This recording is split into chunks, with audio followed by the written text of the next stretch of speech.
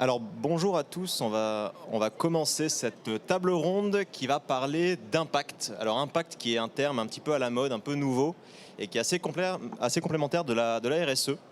Donc l'idéal, ça serait d'échanger sur qu'est-ce que c'est que l'impact avec des exemples très concrets d'entreprises à impact.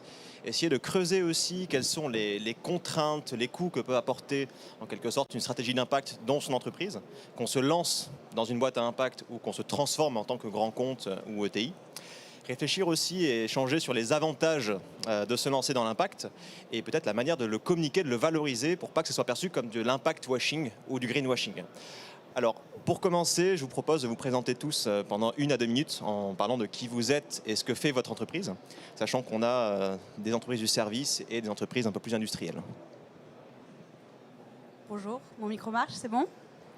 Alors moi c'est Hortense, je travaille chez Vestiaire Collective en tant que Sustainability Manager. Vestiaire Collective, c'est une plateforme de mode de seconde main, plutôt axée premium et luxe, qui est née en 2009 d'un constat assez simple, qui est qu'on porte en moyenne que 20 à 30% de notre garde-robe. Et si on dézoome un peu pour regarder le problème à l'échelle de l'industrie textile, on a un graphe que j'adore de la Fondation Ellen MacArthur qui montre qu'en 15 ans, on a doublé la production de textiles neufs. Dans le même temps, on a diminué de moitié notre taux d'utilisation. Donc on a un problème massif qui est celui de la sous-utilisation de la mode. On a plein de pièces qui existent à travers le monde et qui ne sont pas portées ou peu portées, et on continue de produire un maximum. Donc c'est vraiment pour ça que Vestiaire Collective a été créé, et c'est vraiment notre métier du coup de mettre en contact, c'est vraiment une plateforme majoritairement C2C, des acheteurs avec des vendeurs potentiels. Bonjour à tous, moi je m'appelle Dorothée, je suis la fondatrice d'une maison de joaillerie qui s'appelle GEM, GEM étant l'acronyme de Jewelry Ethically Minded. C'est une marque de joaillerie qu'on a lancée il y a un peu plus de 10 ans avec dès le démarrage l'envie de décaler un peu le regard sur la joaillerie traditionnelle et d'utiliser, de proposer des bijoux précieux qui sont des produits, des pièces à très forte portée symbolique, souvent qu'on achète à des moments importants de sa vie, dans lesquels on met une histoire personnelle unique, et envie de rapprocher la symbolique et le rôle un peu de ce produit qui est un peu totem avec un engagement fort qui est celui de transformer les pratiques de notre secteur, puisqu'on a des enjeux sociaux et environnementaux, notamment dans le sourcing des matières premières qu'on utilise en joaillerie, qui sont encore fondamentaux et auxquels il est urgent de répondre, souvent des enjeux liés à l'extraction minière, que ce soit des métaux, que ce soit des pierres précieuses, soit des diamants. Et voilà. Et donc chez GEM, on innove sous plein de regards au travers des matières premières qu'on utilise. Donc je vais le détailler un peu après quand on va parler d'impact, mais toutes nos créations sont réalisées en or certifié Fairmined. On promeut le diamant de synthèse, également appelé le diamant de culture. On assure 100% de traçabilité de la matière, etc. Voilà. Top. Bonjour à toutes et à tous. Je suis Laurence Lascari et je suis productrice dans le cinéma et l'audiovisuel. J'ai fondé il y a 13 ans une société qui s'appelle De l'autre côté du périph', et je pense que je suis l'une des rares productrices dont la société possède un agrément ESUS. C'est un agrément issu de l'économie socialement responsable. Alors pourquoi cet agrément ? Tout simplement parce que j'ai décidé il y a 13 ans de mettre au cœur de mon activité un certain nombre de valeurs que je portais en moi. Cette envie de faire en sorte que les films que j'allais produire représentent la société dans sa diversité, au sens large du terme, et pouvoir contribuer à mettre le pied à l'étrier aussi à des talents qui étaient sous-représentés derrière la caméra. Donc c'est très important pour moi cette notion à la fois de récit et puis aussi de faire en sorte que tout le monde puisse avoir l'opportunité d'exprimer son talent. Pour vous raconter un peu ce que j'ai fait en 13 ans, j'ai notamment produit un long métrage qui a plutôt bien marché. J'espère que vous l'avez vu dans la salle. Sinon, je vais vous inviter à sortir. Non, c'est pas... Donc le film, c'est L'Ascension. C'est une comédie qui est sortie il y a 4 ans avec Ahmed Silla et voilà, qui est une très belle histoire romantique, feel good, positive, et qui a permis sans jeu de mots, de mettre la Seine-Saint-Denis, le département dont je suis issue, sur le toit du monde. Dis donc, tu vas faire sortir tout le monde avant que je parle, c'est vraiment pas sympa. En plus, pour parler de production responsable. Donc, bonjour, je m'appelle Mathieu Delahousse. J'ai cofondé avec le jeune homme qui est ici, Sequoia. Oh, j'ai le droit à un jingle.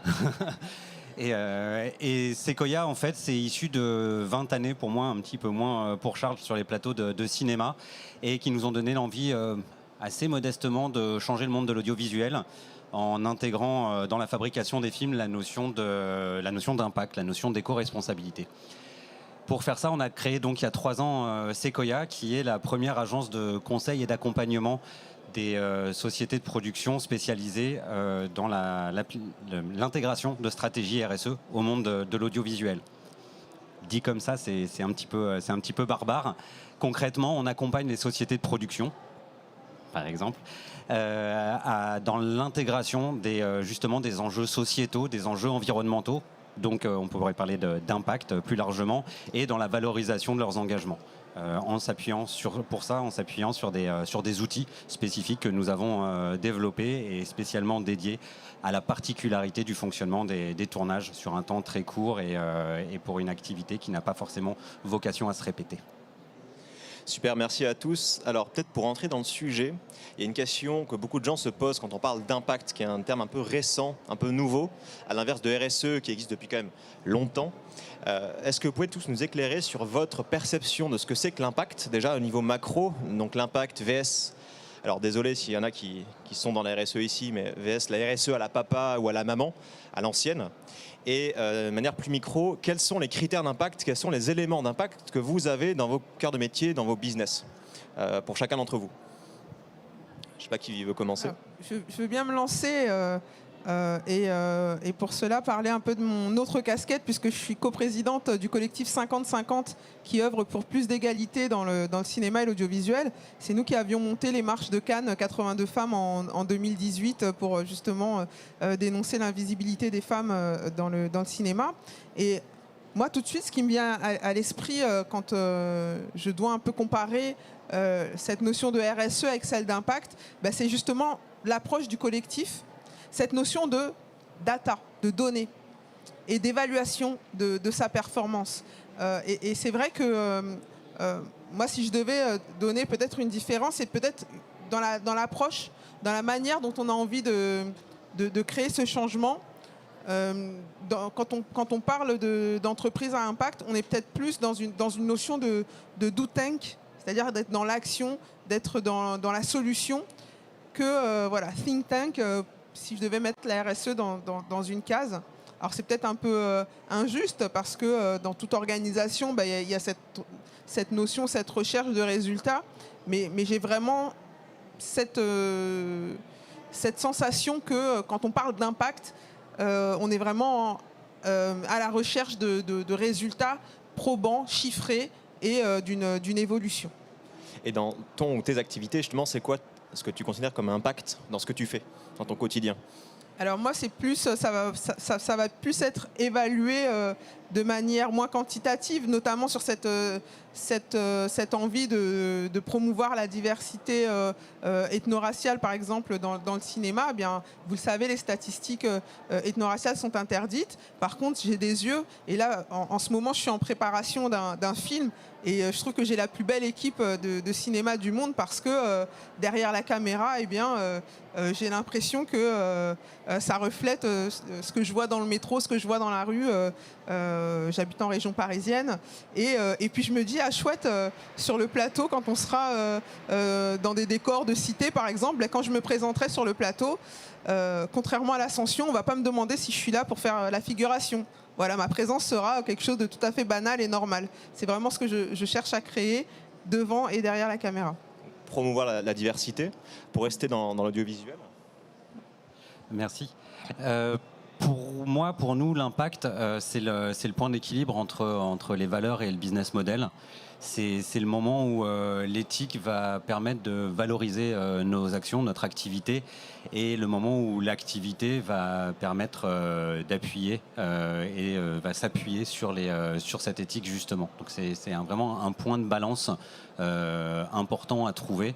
Il ne s'agit pas de pénaliser l'un ou de favoriser l'autre, mais vraiment de trouver ce juste milieu entre les deux, pour nous comme pour nos clients, justement, pour que ça soit durable et que les gens puissent le mener sur justement le long terme. Et donc, dans ce que tu fais, comment tu nommerais ton impact positif, par exemple? Ce serait quoi les indicateurs, les critères, ce que tu pourrais suivre qui correspond à ton impact? On a créé comment on appelle ça, des thématiques de valeur. Justement, on a 8 thématiques qu'on a dissociées parce qu'il existe plusieurs impacts et selon les projets, c'est bien la particularité de notre secteur d'activité, selon les projets, selon la localisation des projets, selon les sujets des projets, les possibilités d'action sont très variées et pas forcément toujours les mêmes. Donc en fonction du projet et de la particularité du lieu, les productions vont pouvoir s'appuyer sur un impact qui va être plutôt sociétal ou un impact qui va être plutôt sur la biodiversité ou un impact qui va être plutôt sur l'impact carbone. Donc en effet, on laisse une porte ouverte pour pouvoir justement définir son niveau d'impact et son sujet d'impact. Super, donc là c'était pour les services, dans des domaines plutôt industriels, donc prêt-à-porter et joaillerie. Comment est-ce que vous définiriez l'impact et quels sont les vôtres en quelque sorte? En fait, nous, l'impact, il est peut-être à la différence de ce que tu exprimais, RSE, qui va être peut-être en marge du business model. Chez nous, l'impact, il est vraiment au cœur de notre raison d'être. C'est le point de départ de la création de la marque. On s'est donné pour mission, au travers de notre activité du bijou précieux, on s'est donné pour mission de transformer les pratiques de notre secteur tout au long de la filière de production. Et c'est écrit d'ailleurs, nous aussi on est en agrément ESUS, et c'est écrit dans notre statut social, c'est au travers de la joaillerie contemporaine, etc., apporter du progrès social et environnemental, notamment dans le secteur de l'extraction minière. Ça, c'est au cœur de notre mission. Du coup, concrètement, il ne s'agit pas juste de faire je dirais que d'un point de vue un peu philosophique ou de point de vue, parce que la RSE, c'est très bien et on commence par là, mais il ne s'agit pas juste de faire notre métier et de se dire comment je le fais avec le moins possible d'impact négatif, mais il s'agit de faire ce qu'on fait en ayant pour objectif de générer de l'impact positif. C'est un peu un mindset différent.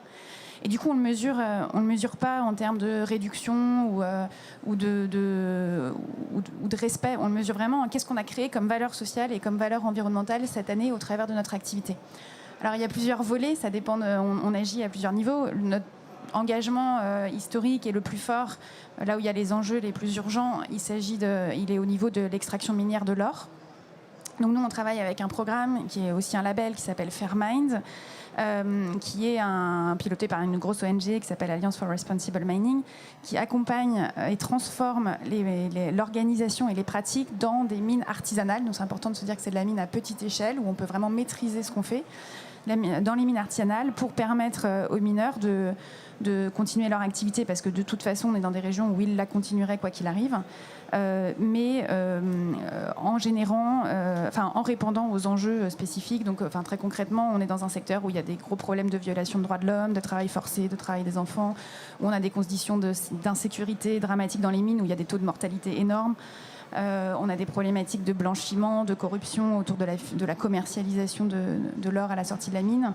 Et sur le volet environnemental, le gros problème de la mine d'or, c'est l'utilisation irrationnelle du mercure, qui génère des catastrophes sanitaires, des destructions massives des écosystèmes. Il y a des régions où on ne trouve pas d'eau potable à moins de 100 km autour de la mine à cause de l'intoxication au mercure. Donc bon, on est quand même sur un sujet où il y a beaucoup d'indicateurs du coup, mais nous, ce qu'on va suivre, c'est au travers de Fairminds et au travers de l'impact de notre partenaire cette année, par nos achats d'or et par la prime de développement qu'on reverse sur chaque gramme d'or acheté, on va permettre à X milliers de bénéficiaires de travailler dans des conditions sécurisées.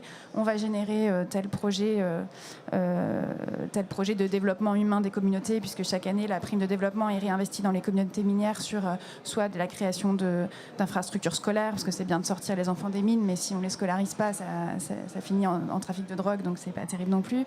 En projet d'infrastructures de santé, etc. Donc en fait, on va... par l'achat d'or et par le soutien de la filière Fairminds, chaque année, on mesure ce que ça a permis en termes d'investissement social et environnemental. Ça, c'est sur le veau de l'or. Après, on a aussi un engagement fort sur le sujet du diamant, où là, on va promouvoir une innovation technologique qui est celle du diamant de synthèse, dans l'idée de proposer une alternative au diamant de mine. Qui, pour le coup, c'est des problématiques différentes parce que dans le diamant, on n'est que sur de la mine industrielle à très grande échelle et un marché extrêmement opaque. Or, on a une innovation absolument géniale qui permet aujourd'hui de former, de créer des diamants, des véritables diamants, mais en laboratoire, dans des conditions environnementales maîtrisées.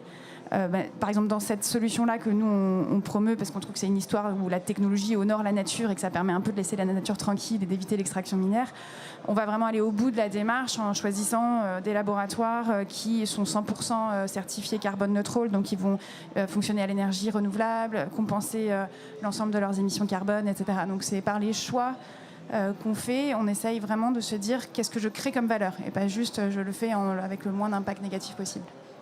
Voilà. C'est intéressant ce que tu dis parce que justement, moi ce que j'ai envie de dire, et c'est ce que je te disais tout à l'heure Noël, c'est qu'il ne faut pas opposer, je pense, l'impact et la RSE à la papa comme tu aimes l'appeler. Je pense que les deux sont importantes, les deux se nourrissent. Je pense évidemment qu'on n'est plus à l'ère de la RSE. Enfin, alors si je te donne d'abord ma définition pour ensuite comprendre ce que je dis. Pour moi, l'impact, c'est effectivement la RSE portée au niveau le plus stratégique de l'entreprise, donc dans la réflexion de quels produits je crée et quels services je propose. Là où la RSE, effectivement, historiquement, elle a été aussi en France, parce qu'on a des grosses exigences de reporting, plutôt en aval, plutôt sur la mesure, le reporting, et plutôt un peu à côté du business model. Donc ça, c'est un peu l'échec de la RSE, et là où l'impact, c'est vraiment replacer la RSE au cœur, à un niveau stratégique où elle est intéressante en fait, parce qu'aujourd'hui, seul l'impact, j'ai envie de dire, est à la hauteur des enjeux. On ne peut plus juste se permettre de réduire à la marge les externalités négatives de l'entreprise. On est obligé de penser à comment créer de la valeur autrement et comment créer de la valeur sans détruire par ailleurs de la valeur environnementale ou sociale. Et si je l'applique à Vestiaire Collective, et je pense que c'est là que vous allez voir, j'espère que l'impact et la RSE sont complémentaires. L'impact, c'est notre modèle circulaire, donc c'est juste la manière dont on génère des euros. C'est quand des gens se connectent pour vendre des vêtements qui existent. Et donc on déplace activement des gens du neuf à la seconde main. Donc on permet d'éviter des impacts pour l'industrie de la mode. Ça, c'est vraiment le cœur de notre impact. Et on a plein de sujets de mesure également pour regarder de quelle manière on déplace vraiment les gens du neuf à la seconde main, de combien d'années on prolonge vraiment activement la vie des vêtements, etc. Il faut le mesurer, cet impact. Mais la RSE, pour nous, elle est tout aussi cruciale, parce que si on regarde pas le fait qu'on est aussi une plateforme de e-commerce, on a exactement le même fonctionnement qu'une plateforme de e-commerce, même si on a un modèle à impact, on est obligé de regarder aussi le nombre de packaging qu'on génère, la pollution numérique liée à notre plateforme, les transports qui sont le très gros de notre bilan carbone. Donc voilà, pour moi, les deux dimensions sont aussi importantes, et surtout dans une dimension de cohérence. Comme tu disais, en fait, on est vraiment obligé de regarder toutes les dimensions du modèle économique jusqu'à la génération de déchets dans le centre logistique de Tourcoing, à quelques kilomètres de Paris. Donc les deux sont très complémentaires. L'un, en effet, c'est plutôt l'interne, réduire les inégalités négatives. L'impact, c'est la transformation du modèle, donc c'est très fort. Alors, on parle beaucoup de start-up à impact, de modèle à impact. Encore une fois, c'est très récent. Quels ont été pour vous les coûts, les contraintes, les obstacles en fait à lancer ce genre de modèle? Et dans le cas de Vestiaire Collective, au scale de ce modèle, parce que vous êtes maintenant une licorne. Donc voilà, on est passé sur une échelle un peu différente. Donc c'est quoi les obstacles que vous avez vécus au lancement de votre modèle à impact? Oui, je prends. J'adorerais un jour pouvoir dire que je suis une licorne. J'adore ce terme. Un jour, j'espère. Nous, le modèle à impact, la plus grande difficulté, c'est en effet d'intégrer la notion d'impact vis-à-vis de nos clients, justement, leur permettre de réaliser que, notamment, que impact et business sont pas deux choses séparées. Et on est une vieille industrie, l'industrie de l'audiovisuel. On a des vieux codes. Alors il y a plein de choses très nouvelles, très modernes, très sympathiques, mais on est quand même un peu un artisanat dans la fabrication d'images et dans notre savoir-faire. Et le changement, c'est pas forcément quelque chose qu'on a une capacité à intégrer très facilement. Et l'intégration de la notion d'impact, c'est déjà la première difficulté. Ce changement d'esprit, c'est la première difficulté. Et la deuxième difficulté, c'est que ça implique une démarche qui est très antinomique avec le fonctionnement d'une production, du financement d'un film, c'est-à-dire l'intégration d'une dépense en amont d'un projet pour justement créer cette stratégie d'impact de façon à pouvoir, après, sur tout le déroulé du projet, en récolter les fruits, des avantages marketing, des avantages de financement, etc. Et ça, aujourd'hui, c'est un des freins principaux dans une industrie où on essaye de dépenser le plus tard possible pour des histoires de montage financier. Intégrer l'idée de on va dépenser en amont pour créer une stratégie qui donnera une rentabilité en aval, c'est un point assez complexe, mais qu'on espère twister incessamment sous peu. Donc l'investissement de départ que ça peut représenter. Tu peux prendre la suite ? Oui, alors... En ce qui me concerne, l'obstacle principal que j'ai pu rencontrer, c'est vraiment, d'être comprise, ma démarche, dans un paysage. Il faut vous l'imaginer. En fait, je suis arrivée il y a 13 ans dans un secteur où il y avait deux mondes qui s'opposaient. Je ne vais pas dire qui s'affrontaient, mais en tout cas qui se regardaient de loin. D'un côté, on avait le cinéma d'auteur, et de l'autre, les films de marché, les films commerciaux. Et moi, je suis arrivée avec une autre proposition, c'est de dire on va se mettre à l'intersection des deux, et puis on va ajouter un troisième élément, c'est la notion de sens, de responsabilité, de prise de conscience, en fait, qu'en tant que créateur d'œuvres, de contenu, eh bien, on était aussi créateur de représentation et qu'à ce titre, on avait une responsabilité. Et quand je me suis placée justement à cet endroit-là en se disant, moi, le cinéma, c'est avec un C majuscule, c'est ma passion, c'est un art et je le respecte. En même temps, je ne m'interdis pas de toucher un large public. Le divertissement, pour moi, c'est pas sale. Au contraire, ça peut être un vecteur pour... faire passer des messages et on peut bien le faire, on peut faire des très beaux films qui vont toucher un large public et qui en plus feront passer un message. Donc c'est vrai qu'au départ j'ai eu du mal à être comprise et puis parfois je sentais bien aussi que cette idée de se dire que j'allais changer le monde avec des films, c'était soit c'était méprisé parce que on ne touche pas au cinéma, la liberté de création, c'est bien plus important et intéressant que tes sujets politiques. C'est vulgaire, finalement, de vouloir faire passer des messages, des idées. C'est pas ce qui compte. Ce qui compte, c'est l'art. Donc, j'étais pas vraiment comprise. Et puis, du côté business, l'industrie, c'est sûr, quand on arrive, on n'a rien, on n'est personne, on n'a presque rien fait.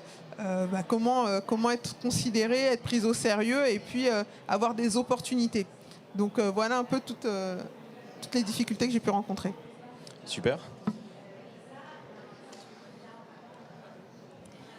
Moi, je dirais que ça a été effectivement un long challenge les premières années. Il faut aussi se dire que nous aussi, on a lancé cette démarche-là il y a 10 ans où les sujets de développement durable et notamment de l'association du monde du luxe et du développement durable dont on parle maintenant beaucoup, mais c'était pas du tout accepté non plus à ce moment-là. C'était très nouveau. On était assez en avance sur ces sujets-là. Et du coup, ça a été, je dirais qu'il y a eu 3 dimensions qui a été un peu long à mettre en place, mais voilà, on a réussi, on s'est accroché. La première, c'est déjà qu'on a transformé complètement la façon de faire de notre secteur dans la filière de production. C'est-à-dire que c'est le secteur de fabrication de la joaillerie est assez ancien et assez rodé et assez archaïque aussi dans son organisation, dans sa façon de faire en France. Et nous, le fait d'arriver, ne serait-ce que trouver le bon atelier qui a bien voulu travailler avec nous au démarrage, en lui disant, mais en fait, je ne vais pas utiliser l'or qui vient du premier raffineur européen que tout le monde utilise et donc personne ne sait la traçabilité, mais moi je viens avec mes 200 grammes d'or dans mon petit pochon et je voudrais faire mes bijoux avec cet or-là. Au démarrage, rien que ça, en fait, c'était extrêmement compliqué. Donc trouver le bon partenaire qui a bien voulu utiliser notre or, qu'on avait acheté nous-mêmes auprès des communautés minières, c'est pas du tout la façon de faire. Et donc il y a un certain nombre de codes comme ça qu'on a dû renverser. Et donc quand on cherche à vraiment innover et transformer des pratiques dans un secteur, la première chose, c'est de trouver les bons partenaires qui acceptent cette ouverture-là. Parce qu'en fait, ça veut dire aussi derrière du temps, de l'argent, enfin c'est compliqué pour eux. Et bon, c'est peut-être intéressant, mais c'est comme tu dis, au début on n'est rien, on n'est personne, on vient avec des belles idées, mais en fait on a besoin que le secteur nous suive et on a besoin de partenaires. Donc ça c'est la première chose. Et c'est Macron qui arrive, c'est ça? Ouais. Une super musique pour étonnant. Donc ça c'était vrai sur le fait d'utiliser notre propre matière il y a 10 ans. C'est encore vrai sur chaque nouvelle innovation là on a une grosse innovation qui arrive dans 2 mois, donc là je vous en parlerai plus tard, mais il y a 4 ans quand on a vraiment été parmi les premières marques en France à introduire le diamant de synthèse, et là au bout de 4 ans c'est toujours le cas, là aussi on a un levier de bouclier énorme du secteur. Il faut voir qu'on est dans un secteur où il y a un lobby diamantaire qui est extrêmement fort et qui va jusqu'à certains ateliers qui refusent de travailler les diamants de synthèse parce qu'ils ont pression des marques historiques et leur disent si vous travaillez avec des diamants de synthèse, nous on vous retire notre... Enfin, on a ce genre de pression-là. Donc on arrive avec une innovation et c'est dans un secteur un peu archaïque qui nous attend pas du tout et qui... Voilà, c'est long de faire changer les états d'esprit.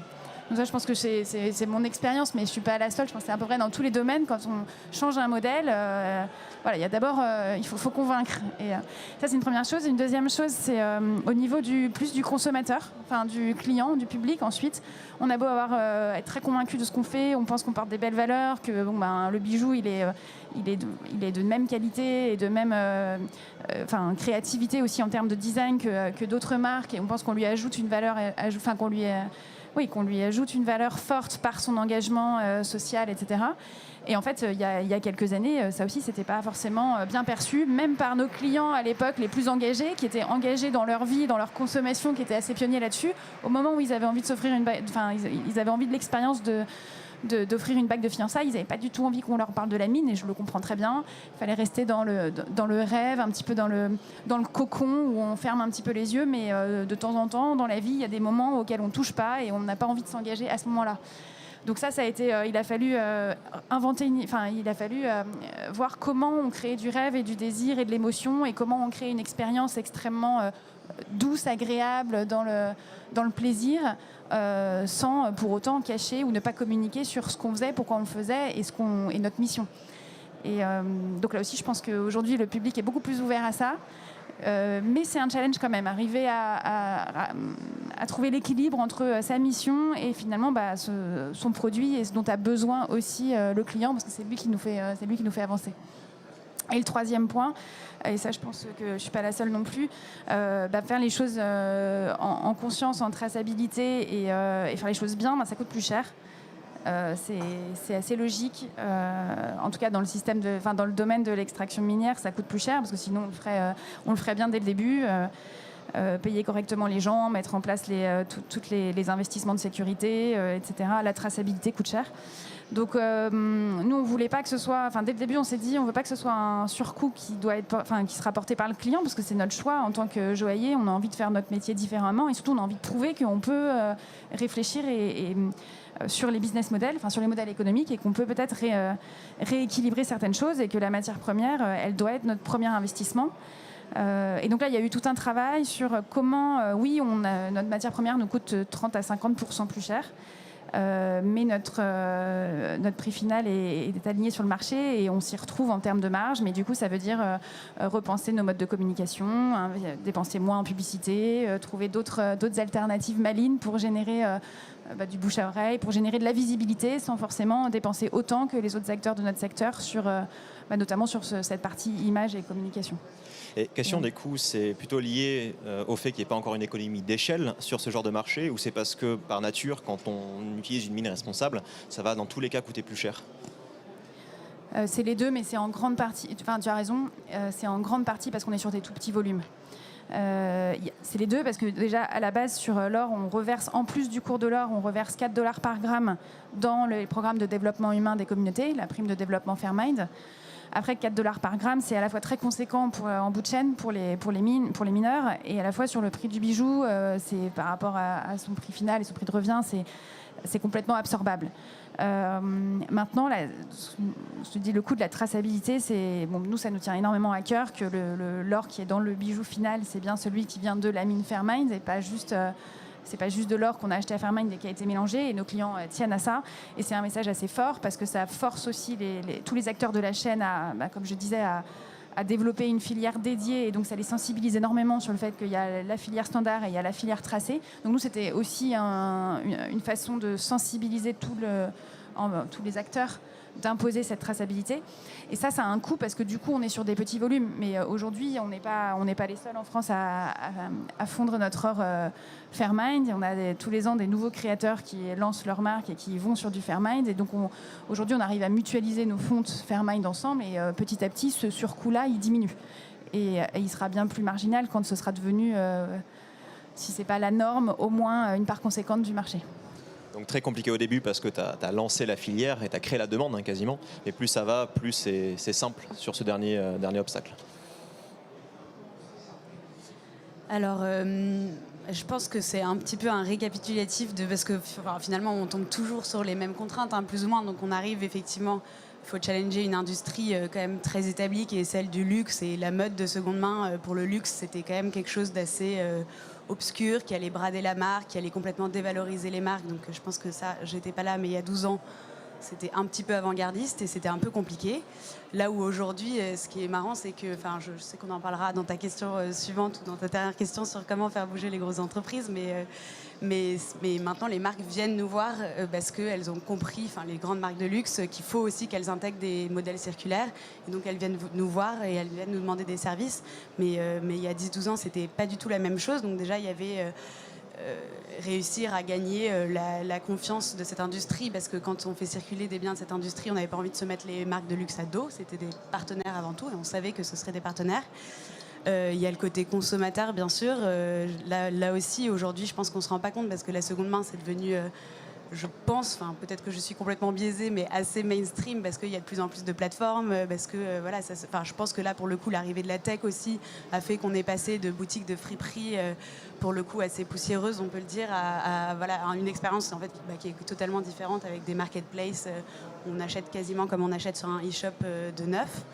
Mais il y a 10-12 ans, c'était pas le cas, et notamment sur ce segment de luxe, je pense que nous, un des facteurs clés de succès, c'était celui de la confiance, parce que pour acheter une montre sur internet en seconde main à quelqu'un, il faut quand même réussir à créer de la confiance, et c'est pour ça qu'on a inventé complètement un nouveau métier qui s'appelle l'authentification dans nos centres logistiques. Donc c'est des personnes qui sont formées, c'est super amusant. J'espère qu'un jour les centres logistiques seront ouverts au public, parce que c'est vraiment génial.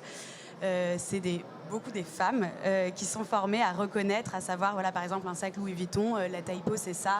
Donc, en fait, je sais déjà, par rapport à la typo, par rapport à la manière dont le zip est mis, etc., je sais dire si c'est une contrefaçon ou si c'est un vrai.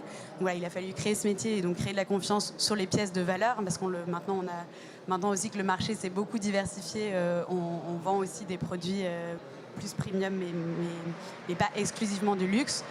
Donc voilà, donc je pense que c'est effectivement créer de la confiance, embarquer les consommateurs sur un modèle qui, mine de rien, était nouveau. Je pense que maintenant on est beaucoup plus dans l'œil du collimateur, mais c'était moins le cas avant. Et puis convaincre les marques de nous voir non pas comme des compétiteurs, mais potentiellement en fait comme des alliés pour réinventer un modèle que de toutes les façons elles sentent maintenant qu'elles sont obligées de réinventer, quoi.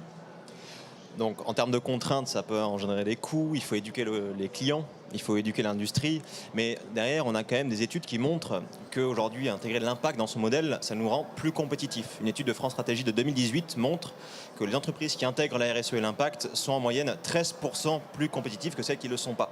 Donc il y a sûrement des obstacles et des coûts, mais en face il y a quand même des avantages que ça va entraîner. Pour expliquer ces chiffres-là, dans vos différents métiers, quels sont les avantages, les intérêts que vous percevez à être à impact vs à ne pas l'être? Peut-être sur les talents pour les recruter, pour motiver les équipes, pour vous différencier des concurrents dans un appel d'offres auprès des consommateurs, dans ton cas surtout comment lever des fonds. C'est quoi pour vous les intérêts, les avantages, si vous voulez convaincre des gens à se lancer dans une démarche d'impact? Je pense que clairement, maintenant, j'ai l'impression d'enfoncer des portes ouvertes, mais c'est vraiment une réalité. On l'a vécu, nous, cette année, parce qu'effectivement, on a levé 2 fois des fonds et c'était pas du tout attendu. On l'a fait parce qu'on nous a fait des offres qu'on pouvait juste pas refuser. Donc, je pense que déjà, maintenant, les investisseurs recherchent ça, des modèles à impact et des modèles qui ont intégré l'impact dès le début aussi, parce que, pour le coup, c'est plus performant que là où c'est plus performant que la RSE, si on revient sur le débat impact RSE, c'est qu'à partir du moment où tu as placé l'impact au même niveau que la génération de profit, c'est-à-dire que tu as réussi à créer du profit en même temps que de l'impact, ben en fait, ton passage à l'échelle, il est beaucoup plus facile que de découdre un modèle qui a été conçu différemment avec des très fortes externalités environnementales et sociales. Nous, à chaque fois qu'un produit circule sur la plateforme, à chaque fois, on génère des impacts évités. Donc, à chaque fois, on génère de l'impact. Donc, en fait, c'est assez magique. Et même pour moi qui travaille du coup dans l'équipe Sustainability, et par rapport à ce que je faisais avant, où je faisais du conseil pour les grosses boîtes, donc qui travaillaient plutôt en RSE, bah, c'est juste génial parce qu'en fait, on a un alignement total du business et de la RSE. Donc on n'est pas les relous, l'astérix en bas du contrat, et vous avez pensé à faire ça, et on n'est pas un surcoût, on fait partie du cœur de l'entreprise. Donc effectivement, ça génère tous les impacts positifs que tu donnes, celui que les investisseurs nous regardent, qu'on n'a effectivement aucun mal à recruter. Je pense que c'est vraiment ultra sexy maintenant, une boîte comme Vestiaire Collective. Voilà les principaux avantages auxquels je pense. Peut-être un dernier, c'est que le marché du seconde main augmente quand même 24 fois plus vite que le marché du neuf. Donc il y a aussi un intérêt commercial assez fort. Alors Mathieu, toi tu m'avais donné une réponse qui m'avait fait sourire, c'est qu'en tant qu'entrepreneur, tu as des hauts et des bas. Il faut compenser les bas par des hauts. Et dans ton cas, le fait d'être à impact, ça te donne la patate. Et du coup, ça te force à y aller à fond, quoi. C'est tout à fait l'idée, en effet. Et on était les jours précédents à 1% for the planet, et c'est pour nous un peu cette essence-là où tout d'un coup on se retrouve au milieu de gens qui font bouger les choses, qui ont envie de faire bouger les choses et qui y croient. Ce que je trouve très intéressant en vous écoutant, c'est que moi j'ai l'impression d'être à l'endroit un petit peu où vous étiez il y a 10 ans, il y a 12 ans. C'est-à-dire qu'il faut encore qu'on crée un petit peu cet engouement là où dans certains secteurs d'activité il y a en effet déjà cette notion qui est arrivée. Nous aujourd'hui expliquer aux sociétés de production qu'en fait ils peuvent être une merveilleuse vitrine pour les valeurs d'un certain nombre de marques, donc en effet pour du placement de produits, ce qui permet de générer de nouveaux financements, etc. On est quand même dans un secteur qui est aussi en mal de financement, ce qui est assez intéressant, et donc on veut éveiller justement au fait que intégrer cette notion d'impact, c'est s'appuyer sur des valeurs, devenir la vitrine de ces valeurs, qui va faire qu'un certain nombre de partenaires, des financiers, des marques en effet, mais aussi de plus en plus c'est en train de bouger sérieusement. Notre organisme de tutelle, le CNC, s'est positionné sur un plan action qui va conditionner les aides pour le cinéma à des mesures éco-responsables d'ici 3 ans. Donc il y a aussi une façon de se mettre en ordre de marche par rapport à des réglementations à venir. Donc en fait aujourd'hui on essaye vraiment justement de montrer que la démarche, l'intégration de l'impact, il ne faut pas le voir comme une contrainte, comme une obligation, mais comme ce qu'ont déjà fait un certain nombre de secteurs, comme un ordre normal d'évolution, et qu'il faut le voir comme une opportunité. Et ça, c'est extrêmement important. Et l'autre point qui est aussi extrêmement important, c'est comme on s'appuie sur un écosystème de partenaires. Une production, elle va avoir besoin de partenaires pour faire des choses spécifiques. La gestion de ses déchets, la réduction de son empreinte carbone, etc. C'est pas elle qui va le faire elle-même, elle va s'appuyer sur des partenaires. Et en fait, elle va s'appuyer sur l'image de ses partenaires, et derrière, elle va aussi bénéficier de la communication de ses partenaires qui vont valoriser eux, parce qu'ils ont tout à fait intérêt à dire « Ah, ben, on est super content d'avoir accompagné ce film-là avec tel acteur, etc. » dans cette démarche éco-responsable. Donc c'est en plus quelque chose qui devient hyper entraînant, un cercle vertueux, parce que tout le monde se met à s'engager dans la démarche, et voilà, donc c'est une fois que la roue est lancée, elle avance toute seule. Top. Alors, dans les marchés plutôt B2C, on se rend compte que de plus en plus de Français veulent consommer avec impact. C'est plus de 8 Français sur 10 qui ont déjà transformé leur consommation pour intégrer de l'impact. Mais on a un peu moins cette donnée en B2B, au lieu des marques. Dans ton cas, c'est quoi le pourcentage des appels d'offres dans lesquels on t'a demandé ce genre de questions, ou dans lequel le fait que tu accompagnes justement dans l'impact joue en ta faveur, vs d'autres concurrents, par exemple, qui n'auraient pas cette dimension-là? Alors aujourd'hui, pour être tout à fait franc, le nombre de productions qui s'engagent dans cette démarche d'impact est encore assez infime par rapport au volume global des productions. Et puis nous, quand on parle de production, on parle de cinéma, mais on parle aussi de télévision, on parle de publicité, etc. Après, il y a des démarches aujourd'hui qui imposent en quelque sorte cette démarche. La région Île-de-France a lancé un fonds de soutien qui s'appelle l'éco-bonus. peut dire que pratiquement toutes les sociétés de production qui font appel à cet éco-bonus font appel à nous pour nous demander comment faire.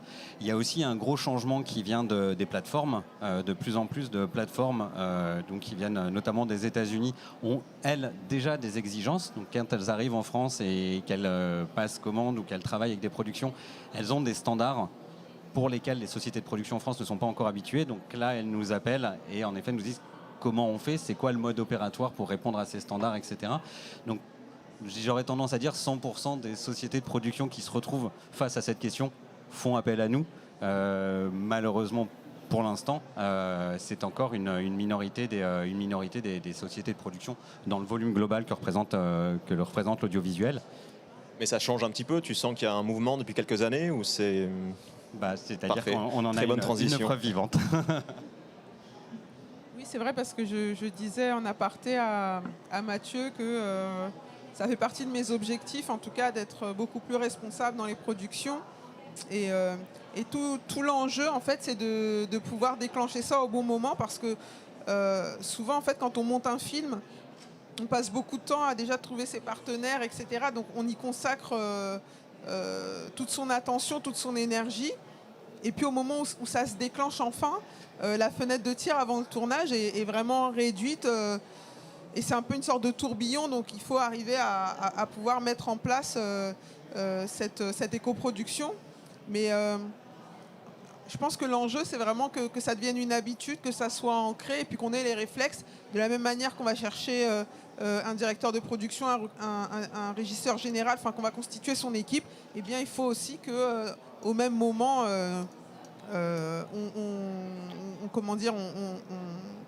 on recrute son partenaire sur ce volet d'éco-production. Et après, moi, l'enjeu, quand on est sur des changements sociétaux comme ça, c'est qu'il faut bien vous dire que les personnes qui travaillent pour moi, donc moi, c'est pas moi directement qui vais fabriquer le film, j'ai toute une équipe, ça peut monter jusqu'à plusieurs centaines de personnes, mais en tout cas, je délègue mon pouvoir à un directeur ou une directrice de production qui, lui, va recruter un régisseur ou une régisseuse générale qui va s'occuper de toute la logistique.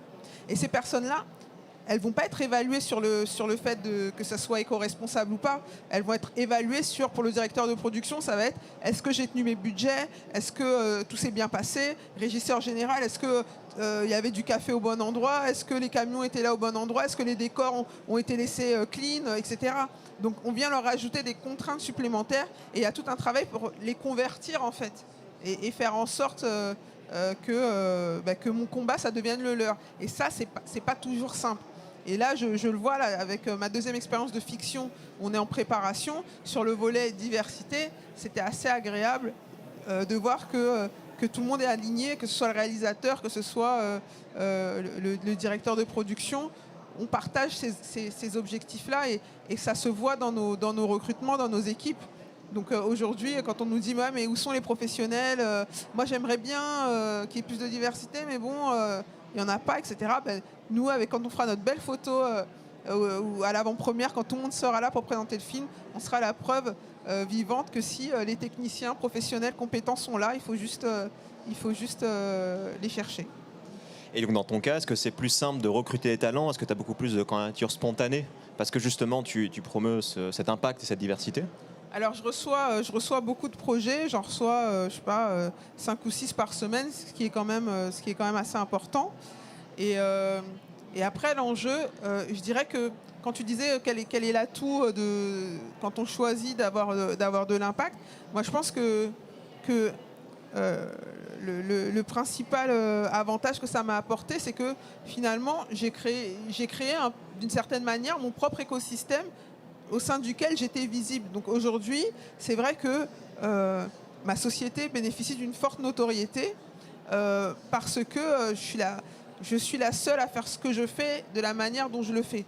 Et puis, chercher des productrices noires dans le cinéma en France, pour le coup, là, on n'est pas extrêmement nombreuses et je suis habituée à être la seule aussi partout où je vais. Donc, ne serait-ce que ça me rend visible. Et après, l'autre chose, c'est que, en fait, d'un point de vue purement commercial, là où je pouvais, à mes débuts, être pointée du doigt en disant « Oui, mais toi, tu veux pas faire du cinéma, tu veux faire du social avec tes petits jeunes que tu veux aider et qui ne sont pas doués, qui n'ont pas de talent. Aujourd'hui, la tendance s'est complètement inversée. Et c'est-à-dire qu'il y a une recherche de ces talents-là. D'une part parce qu'il y a eu quand même de beaux succès commerciaux qui montrent aussi qu'il y a une demande du public pour des films qui sont vecteurs de moi, ce que je considère être une forme de modernité. Et l'autre chose, c'est que là, on est en plein bouleversement avec l'arrivée des plateformes d'une part, la crise sanitaire d'autre part. Et donc les cartes sont redistribuées à de nouveaux acteurs qui viennent essentiellement des États-Unis. Et aux États-Unis, s'agissant de la diversité, on n'en est pas au même point. Alors évidemment, ils ont leurs propres problèmes et l'affaire George Floyd en est un exemple criant. Mais malgré tout, il y a une exigence. Il y a une exigence de résultats concrets. Il y a une demande qui est très forte, une pression. Alors on travaille avec des Français, mais ces Français travaillent pour des Américains. Et donc, dans ce qu'ils recherchent et la manière de travailler, on voit bien qu'aujourd'hui, les talents avec lesquels je travaille, les films que je représente sont recherchés. Donc, et je pense que ça a été vraiment une force de rester aligné sur mes valeurs sans jamais bouger, puisque tu te posais la question. C'est vrai que voilà, on traverse des zones de turbulence et on est dans un secteur qui est extrêmement compliqué. Être producteur, en fait, c'est remettre en jeu son titre à chaque projet, parce qu'on est dans une économie de prototype, donc à chaque fois c'est un nouveau film, il faut remonter un tour de table et repartir au front. Et donc voilà, il y a eu beaucoup aussi de turbulences, mais finalement, les leçons que je tire aujourd'hui, c'est vraiment, j'ai l'impression d'être récompensé d'une certaine manière parce que je suis resté fidèle à mes valeurs et à ce que j'avais envie de défendre.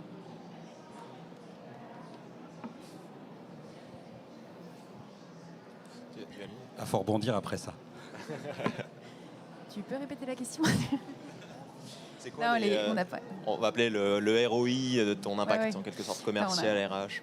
On a parlé des contraintes, mais effectivement, il n'y a pas que les contraintes, il y a énormément d'opportunités que crée cet engagement, cet impact-là, d'opportunités et de création de valeur. À plein de niveaux, déjà, moi aussi, j'ai un peu l'impression d'enfoncer des portes ouvertes, mais en fait, on apporte énormément de sens dans ce qu'on fait, et donc pour tout le monde, pour soi-même déjà, effectivement, c'est-à-dire qu'il y a une passion, il y a une conviction, il y a un élan, une énergie, je pense, qui est décuplée du fait... même par rapport à l'entrepreneuriat classique, où déjà ça demande énormément de passion, d'énergie et d'investissement, mais je pense qu'en tout cas en ce qui me concerne, savoir que tout ce qu'on fait, en plus ça génère de façon très concrète de l'impact positif dans la vie de milliers de personnes, c'est sans prix, quoi. Ça, dans les coups durs ou dans les moments un peu de fatigue même, simplement, ça rebooste énormément. On se remet ça en tête et voilà. Donc j'enfonce un peu des portes ouvertes, mais ça aide encore plus à se lever le matin. Et ce qui concerne, du coup, quand c'est le cas pour le porteur de projet, du coup, assez naturellement, c'est le cas pour toute l'équipe. Donc, je ne sais pas si ça nous aide à recruter. Moi, j'en suis pas. Enfin, je sais pas si c'est le cas, mais en tout cas, il y a un investissement, une appropriation du projet, un investissement personnel de toute l'équipe qui est hyper naturel, qui est engagé, il y a une joie de vivre au quotidien dans l'équipe qui est aussi, je pense, grandement liée à ça, au sens qu'on met dans notre projet, et que, en tout cas, les personnes qui nous ont rejoints, qui m'ont rejoint dans ce projet, sont le portent dans leur cœur. Donc ça, c'est extrêmement fort. Après, c'est vrai aussi, le contexte a énormément changé par rapport à ce qu'on disait, tu vois, tous les trois d'il y a 10 ans. Et aujourd'hui, le public, les clients, mais le public de façon générale, et je pense qu'on le voit tous, hein, est extrêmement demandeur d'engagement de la part des entreprises, encore plus peut-être, ou en tout cas de façon très concrète de la part des marques. Parce que les marques, qu'on soit dans le luxe, soit dans la mode, sont des influenceurs, sont avant tout des personnalités. Elles véhiculent des valeurs, elles participent énormément à notre façon de consommer et aussi de penser. Et il y a de plus en plus, je ne dirais pas que c'est la majorité du marché, mais il y a une croissance exponentielle quand même de cette demande de la part des clients de valeur et d'engagement de la part des marques. C'est-à-dire que, ok, vous faites un beau produit, ça me plaît, j'ai un coup de cœur, mais comment vous le faites et quelles sont les valeurs que vous portez derrière, ça devient extrêmement important. Et donc là, c'est le fait d'avoir un impact très historique, très concret, très détaillé, très authentique, d'avoir créé cette confiance au fur et à mesure du temps. Ça, c'est une valeur ajoutée énorme. Et effectivement, ça, on peut bénéficier du fait qu'on porte ça au cœur de notre projet depuis le démarrage et que c'est vraiment au cœur de notre raison d'être. Ça se ressent, ça se sait. Et ça change tout par rapport... en tout cas, c'est un avantage énorme par rapport à effectivement un business historique qui est en train de se transformer. C'est la question d'après, je crois. Ce qu'il faut, et c'est très, très bien. Mais voilà, on a soulevé quelques montagnes au démarrage. Aujourd'hui, ça nous sert d'avoir cette casquette de pionnier et de confiance. Et dans le cas du bijou, parce que je parlais de ce que je connais le mieux, comme en plus on est sur comme je le disais en introduction, on est sur un produit qui est extrêmement personnel, extrêmement symbolique. En fait, moi, je l'observe. Tu nous as demandé, quand tu nous as demandé de préparer un peu ces questions-là, tu nous as demandé de penser à des cas concrets ou à des exemples chiffrés, je ne sais pas. Mais nous, chiffrés, j'ai pas, mais on a énormément de retours par écrit, par oral, de mots, par mail sur Instagram, partout de nos clients qui nous disent... quand on sort quelque chose de nouveau, qui trouve ça beau, etc., qui nous disent mais moi ça fait 2 ans que je porte ma bague ou 2 ans que j'ai offert telle bague de naissance pour la naissance de l'arrivée de mon fils, etc. Qui rappellent le contexte et régulièrement ça me fait du bien, je sens que je fais partie d'un mouvement, c'est pas juste un beau bijou, j'adhère à un mouvement, à une génération. Il y a quelque chose en tout cas la nouvelle génération, elle va vraiment avoir envie de... Ouais, elle recherche un peu un sentiment d'appartenance à faire partie d'un peu des acteurs d'aujourd'hui qui cherchent à faire bouger les choses, qui réfléchissent, qui intellectualisent un peu ce qu'ils font et qui se font plaisir parce que ça reste un beau bijou, mais de cette façon-là, ils rejoignent un peu un groupe de personnes qui se disent et si le monde de demain était différent. Et ça leur apporte énormément de fierté. Et donc, du coup, si on revient à des considérations un peu business, là où ça nous aide énormément, c'est que ça fidélise. On a un taux de réachat énorme par rapport à notre secteur et pourtant, on ne fait pas beaucoup de publicité. Ça fidélise, ça crée de la prescription. On se développe énormément par le bouche à oreille et ça crée de l'adhésion. On a une proximité avec notre communauté qui est très humaine et qui est très forte. Donc ça vient contrebalancer un peu le fait que oui, il y a un surcoût, mais en fait, c'est d'autres externalités positives qui font que sur d'autres budgets, ça nous coûte beaucoup moins cher. Donc un aspect presque tribal qui fait que les gens vont être ambassadeurs du produit.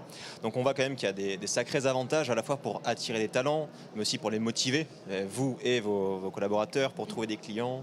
Pardon, si je peux ajouter un truc aussi, ce que tu disais aussi d'avoir l'impact au cœur dès le début, je pense que c'est très important dans peut-être l'étape d'après dans laquelle on est, qui est l'étape scale-up, le passage à l'échelle. Parce que là, c'est d'autres tourments qui arrivent. C'est le fait que là, on est en train de grossir très, très, très vite. On double de taille. Ça veut dire qu'on recrute très vite, que l'organisation se restructure vraiment à échéance régulière. Ça fait 1 an que je suis dans cette boîte. J'ai déjà connu 3 organisations différentes. Et du coup, là-dessus, je pense qu'il y a aussi un avantage à avoir cet impact au cœur, c'est qu'en fait, du coup, la mission reste très claire. Même si l'organisation est très mouvante et que du coup, il y a quand même plein d'aspects qui changent tout le temps au quotidien. On change de métier, les gens aussi bougent beaucoup. Il y a beaucoup de mobilité interne chez nous. Et je pense que le fait que le cap soit clair, ça nous aide beaucoup à avancer dans ces moments où on grossit très vite et où on pourrait un peu perdre de vue le pourquoi. Ok. Donc avantage, différenciation, RH, motivation, investissement aussi de plus en plus avec l'émergence de l'investissement à impact qui prend énormément d'ampleur. Mais pour qu'il y ait tout cet aspect un peu ROI, ces avantages à faire de l'impact, il faut le faire savoir. Quelles sont pour vous les best practices ou comment est-ce que vous arrivez à le quantifier pour derrière le montrer aux consommateurs, à vos salariés, aux investisseurs également dans un appel d'offres? C'est quoi les best practices pour le communiquer cet impact?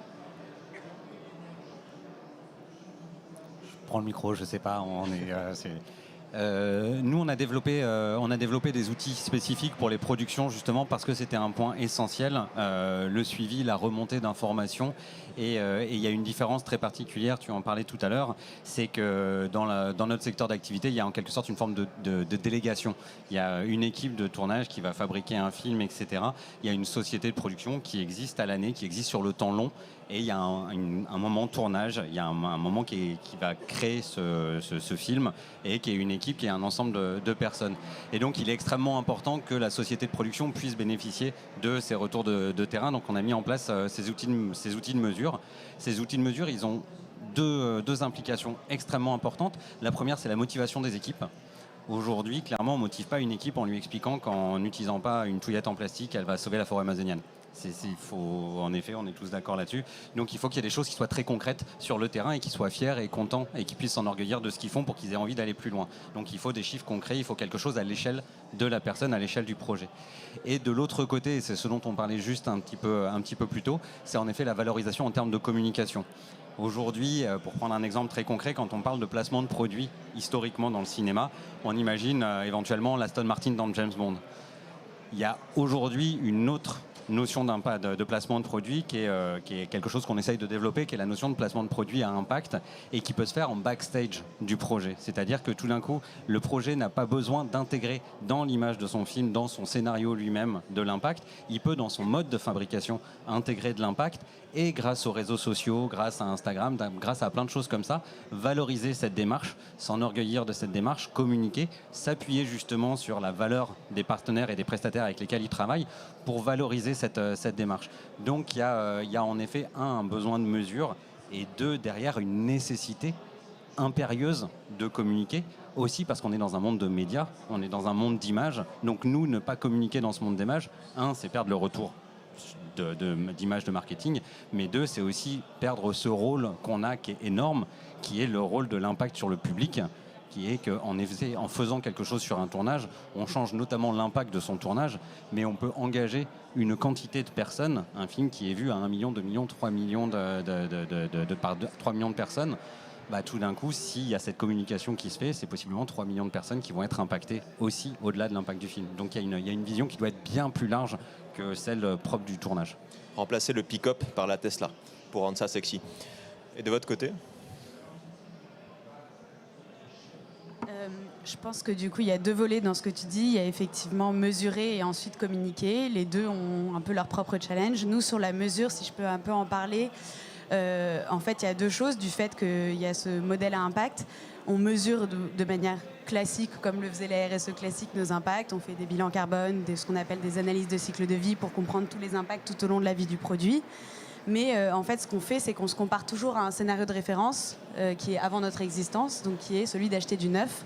Et en fait, c'est ça qui est le plus intéressant pour nous, c'est de pouvoir dire, effectivement, de pouvoir comprendre l'impact de nos transports, l'impact de notre plateforme, etc. Mais de pouvoir dire, si je le compare au scénario de référence d'acheter un sac en cuir en neuf dans un magasin physique en retail, en fait, j'ai réduit en moyenne les impacts environnementaux et l'impact carbone, l'impact eau, l'impact déchets, etc., de temps.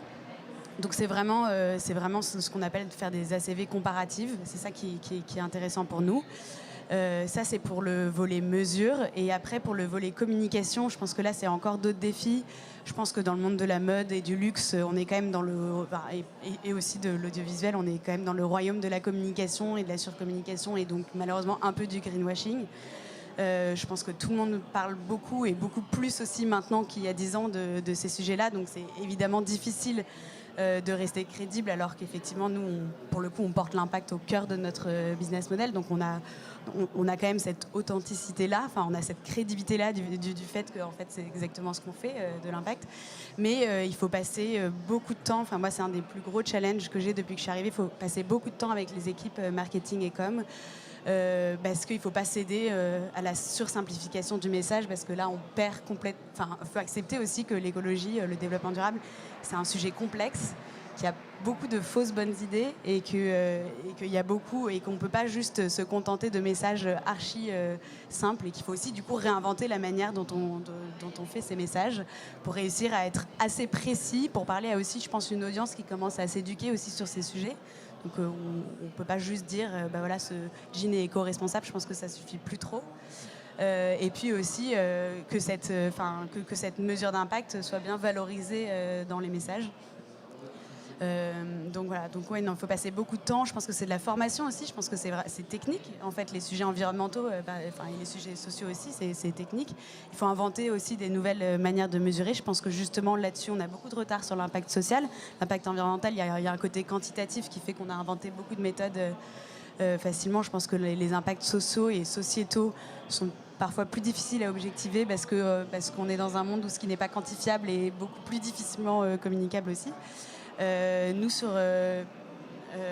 l'impact sociétal, par exemple, je pense qu'il faut aussi qu'on passe beaucoup de temps, on commence à faire des études consommateurs parce qu'en fait, quand on parle d'impact évité, il faut bien toujours, la donnée qui est la plus importante pour nous, finalement, c'est ce qu'on appelle le taux de déplacement. C'est ce qu'on disait tout à l'heure, c'est à quel point, en fait, les gens qui achètent de la seconde main, est-ce qu'ils l'achètent en plus de leur consommation de neuf? Donc, est-ce qu'on a rajouté un nouveau besoin ou est-ce qu'on déplace les gens du neuf à la seconde main? Et évidemment, c'est essentiel de s'assurer qu'on déplace les gens parce que sinon, on crée juste un effet rebond et une consommation nouvelle et là, on perd en impact évité. Donc là où c'est très intéressant, c'est de parler d'impact relatif par produit de seconde main plutôt que de parler d'impact absolu. Et est-ce que justement ces valeurs, vous les affichez sur la marketplace pour que ce soit su par le consommateur? C'est en projet, un super projet en tout cas. Et après, il y a un autre défi quand tu es dans une scale-up, c'est qu'il y a 125 milliards de priorités. Donc il faut réussir à pousser ta priorité en premier.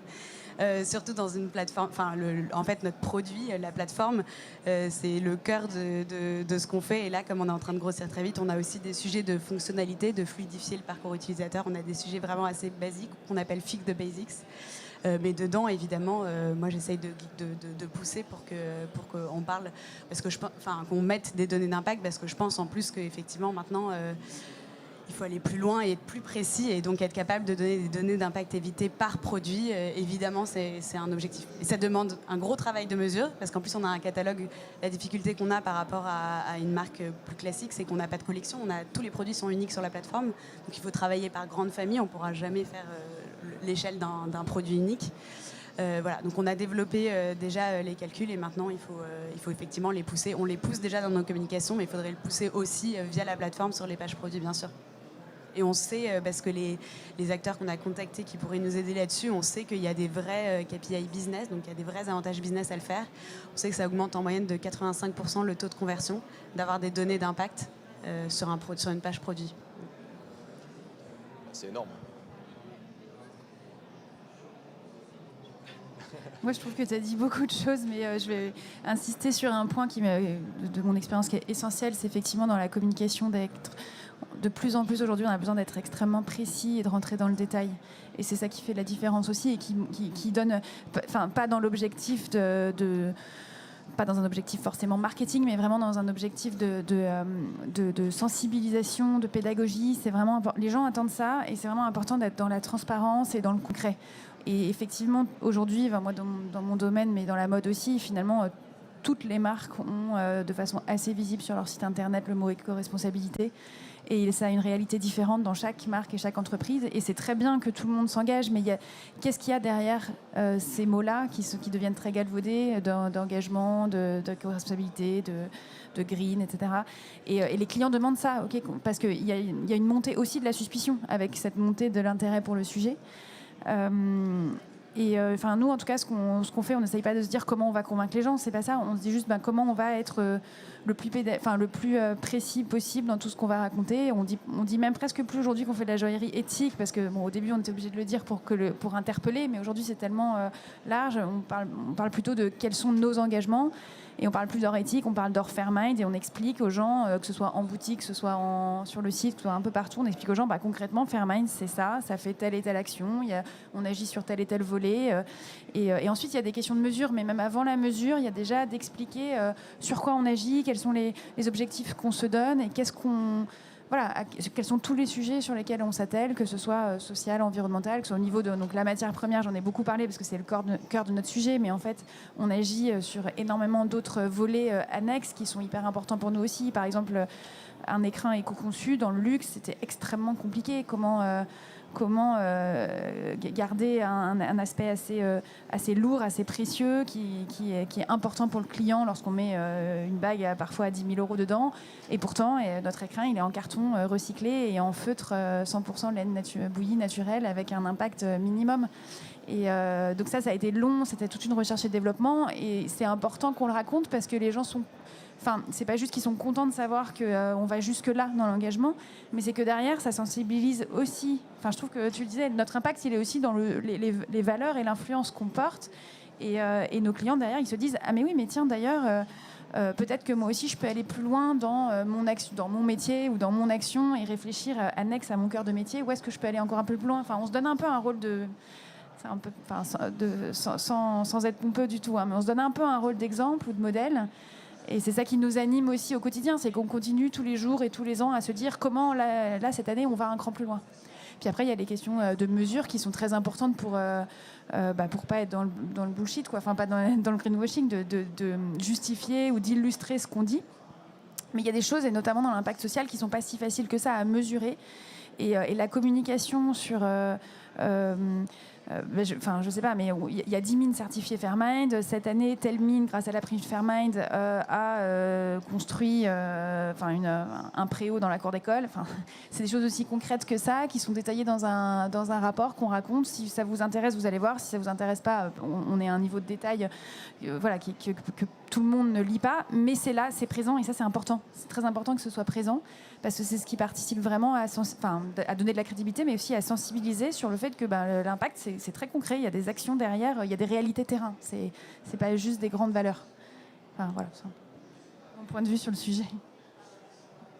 Alors, en ce qui me concerne, donc les enjeux, c'est de créer du changement devant la caméra. Quelles histoires on va raconter, avec qui, en termes de représentation, de représentativité. Derrière la caméra, qui va être porteur du récit, donc une recherche d'authenticité, et puis de faire appel à des talents aussi qui sont sous-représentés, invisibilisés dans le métier, et idem dans les équipes. Et donc devant la caméra, derrière la caméra et au-delà. C'est-à-dire, quand je dis au-delà, c'est la capacité à produire des films qui vont être porteurs de sens. C'est-à-dire que le spectateur va le regarder, puis il va rentrer chez lui avec quelque chose, avec une réflexion sur des sujets sociétaux. Alors je ne dis pas que mes films vont éradiquer le racisme, mais en tout cas, si demain je trouve la recette, eh bien, je serais ravie de l'expérimenter. Et comment ça se mesure? Alors, on n'a pas de statistiques, hein, c'est ce que je disais pour démarrer le propos. Donc sur les récits, sur les personnages, c'est vraiment une notion d'appréciation. Donc, je me considère en tout cas comme une experte sur cette problématique-là, et je sais où j'ai envie d'aller. Je reçois beaucoup de projets qui, par exemple, qui s'appelle Melting Pot, ou voilà, avec une idée de diversité à l'intérieur, mais qui, pour moi, au contraire de banaliser, sont en mettant ça tellement en avant et au cœur du sujet, finalement, pour moi, ça exotise plus que ça ne banalise. Donc ça, par exemple, c'est vraiment une appréciation personnelle de par les objectifs que j'ai envie d'atteindre. Derrière la caméra, comme je vous le disais, on ne mesure pas, mais en revanche, j'ai des yeux, donc je suis capable d'observer aussi que mon équipe technique, elle va davantage refléter la société que n'importe quelle autre équipe du cinéma en France.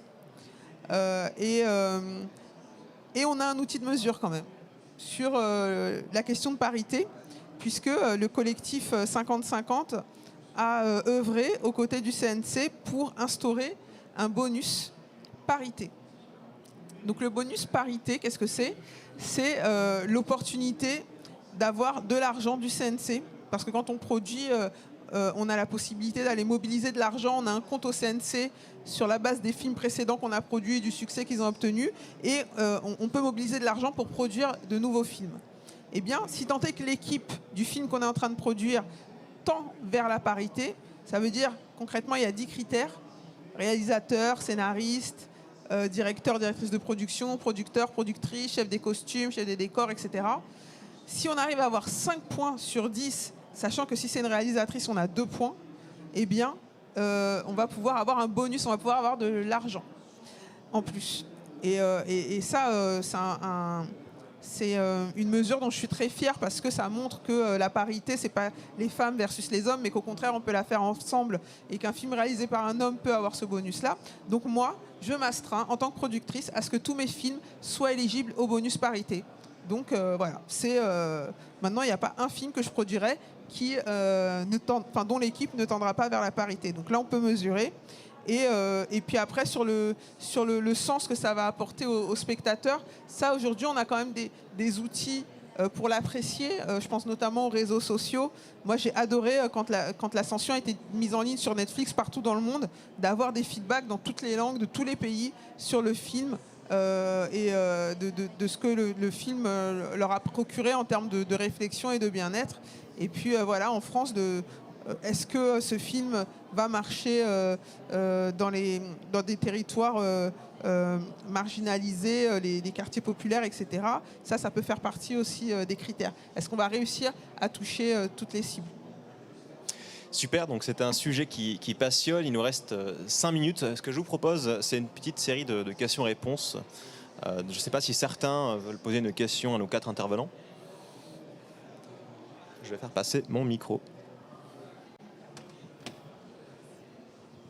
Bonjour, alors moi c'est Candice. Ma question en fait elle est pour vous 4.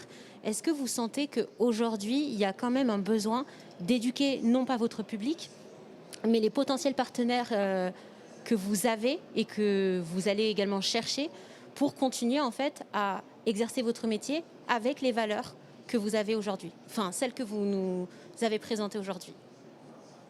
Ah, je me perds. Quand tu dis potentiel partenaire, tu penses à qui par exemple ?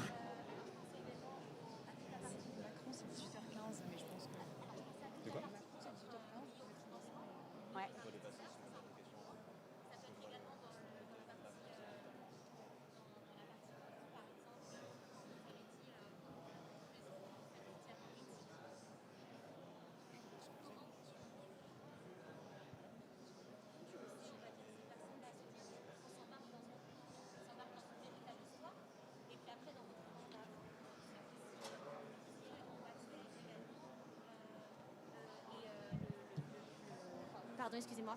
Et également avec la partie donc du conseil 50-50, comment en fait vous dites à toutes ces personnes-là, venez avec moi dans cette histoire-là et révolutionnons notre univers en étant véritablement un impact pour les prochaines années et créant, on va dire, un peu une sorte de précédent qui ouvrira encore plus les voies pour ceux qui exercent nos métiers. Alors, pour ce qui est de nous et de mon côté, en fait, il y a une répartition des rôles aussi. À un moment, chacun sa partie. Nous, notamment, notre rôle, c'est d'accompagner les sociétés et les personnes qui ont déjà fait une démarche. C'est quelque chose qui s'est mis en place dès la création de Sequoia. On a eu la chance, mais aussi l'opportunité de ne pas avoir à démarcher des clients et d'avoir des clients qui venaient naturellement vers nous et qui donc avaient déjà fait ce premier pas. Si ces clients sont venus vers nous, c'est qu'il y a des structures dont le métier, ça a été de sensibiliser. Il y a des activistes, il y a des ONG, etc., qui ont ce travail d'éveil de conscience. Donc il y a une partie du boulot qui est fait par d'autres structures dont c'est le métier, que ce soit du lanceur d'alerte, etc., qui sont là pour justement agiter les gens et les éveiller. Et nous, on arrive au moment où les gens se disent « Ok, je suis d'accord, je suis convaincu, mais je fais comment maintenant, moi, dans mon activité économique, dans mon boulot, etc. » Ça, c'est une première partie. Et après, il y a une partie qui va être la partie institutionnelle et la partie prestataire. La partie institutionnelle, à un moment, il y a des besoins, pour notre secteur d'activité, il y a des besoins de formation. Donc, le secteur a commencé à se mettre en marche pour créer des formations, pour développer, faire des appels à projets sur des formations pour les techniciens, pour les professionnels, etc. Comme ça existe par rapport au harcèlement maintenant par le biais du CNC. Une production ne peut plus demander d'aide au CNC si le producteur ou la productrice n'a pas suivi une session de formation par rapport au harcèlement. Donc, il y a un rôle des institutions. Et après, il y a aussi le rôle des prestataires. Nous, dans notre secteur, ça s'appelle les industries techniques du secteur de l'audiovisuel, qui, elles, doivent aussi s'adapter et répondre aux besoins. Tout d'un coup, les productions, à force de demander, de dire « Ah, mais moi, j'aimerais du matériel moins énergivore, plus responsable. J'aimerais avoir la possibilité d'avoir accès à des techniciens, des techniciennes qui sont issus de la diversité, etc. » Ça crée un besoin, ça crée une demande qui ne va pas être fournie par les productions, mais qui va être fournie par d'autres en face qui vont justement s'approprier ce besoin et y répondre. Donc c'est en effet un écosystème qui se crée. Nous, on sensibilise nos clients, ceux qui sont en face, mais ça nécessite un mouvement global et général pour que ça bascule justement et que ça devienne, je pense, à un moment concret et que l'ensemble de la filière soit mis en ordre de marche et qu'on se retrouve avec des démarches qui fonctionnent maintenant et qu'on fait leurs preuves. Je suis d'accord que c'est un métier en soi, le plaidoyer. Et il y a des gens qui le font très bien. Après, nous, on s'est quand même dit, mais peut-être parce qu'aussi on a atteint cette taille critique et que maintenant on est aussi en train de faire grossir notre équipe développement durable, on s'est quand même dit qu'il fallait qu'on participe. Alors plutôt du côté B2B, il y a beaucoup de groupes de travail de l'industrie sur la mode durable. Je pense au Fashion Pact, d'ailleurs, qui avait été demandé par Macron à Pinot. Je pense à Paris Good Fashion, enfin, dans plein de régions différentes. L'ONU aussi a sa Textile Alliance for the Future of Fashion. Donc nous, maintenant, ce qu'on fait, c'est qu'on essaye de participer à ces groupes de travail aussi pour porter la voix de la circularité et de l'impact, pour le coup, versus la RSE. Parce que dans la mode, alors effectivement, le marché de la seconde main grossit plus vite, mais si on regarde aujourd'hui, il représente encore que 2 à 3% du marché. Si tu fais la comparaison avec l'industrie automobile, où on est quasiment à 50-50 entre l'occasion et le neuf, je pense qu'on a encore quand même beaucoup de travail. Et donc, on veut participer aussi à ce travail de sensibilisation. Et justement, dans ces groupes de travail, où il y a des marques et qui, du coup, se concentrent beaucoup sur l'amont, sur transformer les filières de production, ce que tu fais. On leur dit, OK, mais en fait, il y a aussi peut-être que le modèle économique lui-même aussi peut être repensé. Et donc là, le fait qu'on travaille beaucoup la mesure d'impact sur la circularité, qu'est-ce que ça apporte en impact évité ? Là, tout de suite, c'est des arguments en fait qui sont immenses. Il y a un rapport qui est sorti de McKinsey sur fashion et climat qui dit que de toutes les façons, on ne pourra pas atteindre les accords de Paris sans les modèles circulaires. On a besoin de scaler les modèles circulaires. Ça ne suffira pas de transformer la manière dont on produit. On est obligé de produire moins en fait. Et donc d'apprendre à faire du profit autrement. J'avais une question pour vous. Oui. Je travaille dans une boîte de production audiovisuelle du côté de la VRXR. Et je sais que pour faire la modélisation 3D, il faut des machines qui dépensent des quantités énergétiques énormes. Est-ce qu'il y a des solutions qui existent à ça ? C'est marrant parce que je redoute à chaque fois cette question. Au niveau de ce qu'on va qualifier d'impact du numérique, on en est au niveau de l'étude. Concrètement, aujourd'hui, savoir où se situe exactement l'impact du numérique. Est-ce qu'en effet, c'est la création des effets numériques ? Est-ce que c'est la diffusion sur les plateformes ? Est-ce que c'est le stockage, etc. Est-ce que c'est l'obsolescence du matériel utilisé et le changement très régulier du matériel qui peut avoir le plus gros impact ? Donc en fait, aujourd'hui, on travaille avec des structures comme Shift Project ou autres à établir la mesure de ces impacts pour justement pouvoir derrière trouver les solutions et aller chercher les solutions et pas partir on en parlait tout à l'heure, pas partir dans une direction en disant ah c'est ça, c'est super, pour se rendre compte 1 an ou 6 mois ou 2 ans après qu'en fait c'était pas du tout cette partie-là qui était la plus impactante, mais la partie d'à côté, et qu'on est un peu parti très vite à fond les ballons dans la mauvaise direction. Donc au niveau de ce qu'on pourrait appeler la face cachée du numérique, de l'impact du numérique au sens très large que ça représente, on en est à la partie de la connaissance des impacts, de la découverte des impacts, de la mesure de ces impacts pour après en définir la stratégie. J'adorerais vous avoir dit oui, on a une solution et c'est super.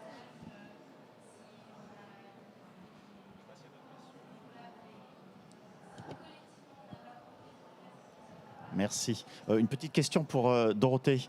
J'ai cru comprendre que le domaine de la joaillerie ou de la très haute joaillerie, enfin les marques, ont déjà mis en place depuis un certain nombre d'années des cahiers des charges extrêmement stricts vis-à-vis de leurs fournisseurs sur tout ce qui concerne le sourcing responsable, enfin, un certain nombre de critères RSE et ESG.